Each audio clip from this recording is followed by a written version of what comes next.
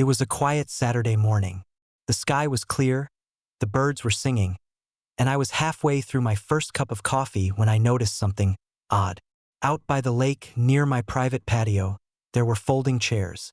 A lot of them, white ones, lined up in perfect little rows. A few women in dresses were carrying floral arrangements, and some guy in suspenders was testing out a sound system. I blinked. "No way," I muttered. "No way."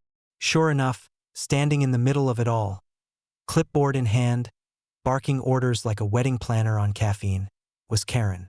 I walked down the hill, slow and steady, watching her arrange flowers on my property. "Morning, Karen," I said. "Lovely day for trespassing, huh?" She didn't even turn around. "Oh, Jackson, you're just in time. The bride's family is arriving soon. Please stay off the patio area. This is a delicate setup." I nearly laughed. "Delicate setup? Karen, this is my patio. You're setting up for a wedding on my land." She gave me that dismissive little wave. "Don't be so territorial.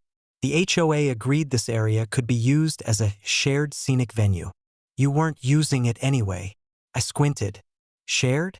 I built that patio. I paid for the stonework. I even wired the lights myself." Karen smiled sweetly. That fake, condescending grin she used when she thought she was untouchable. "Then consider it a donation to the community. The HOA appreciates your generosity." I took a deep breath and smiled.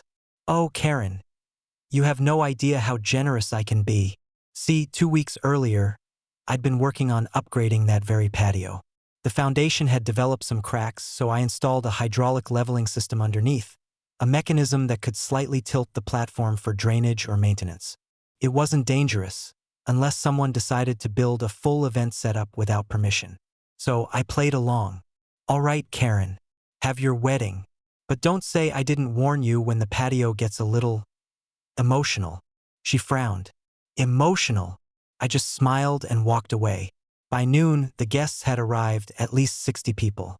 The bride, the groom, the photographer, a string quartet, and of course Karen, who sat in the front row looking smug, like she'd personally orchestrated a royal ceremony.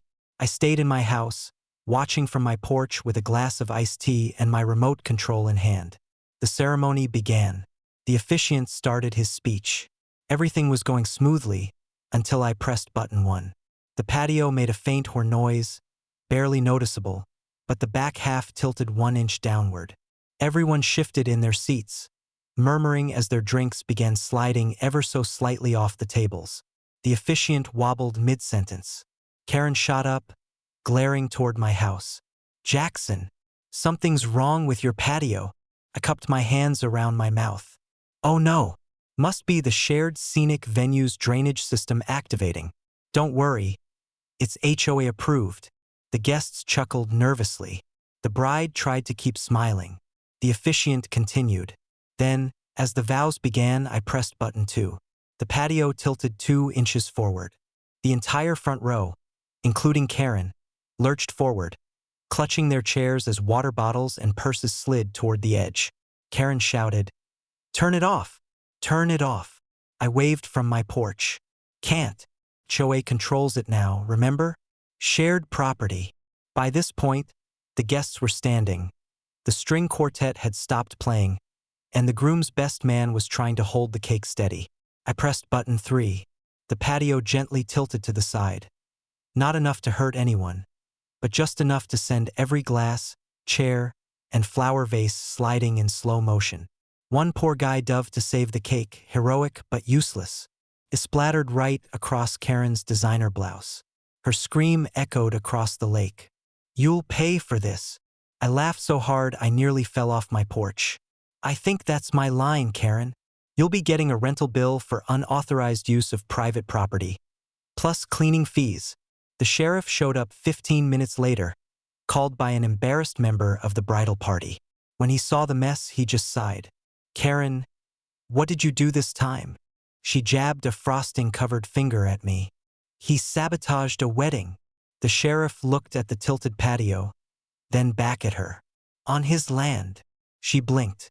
"Well, yes, but then it's not sabotage," he said flatly.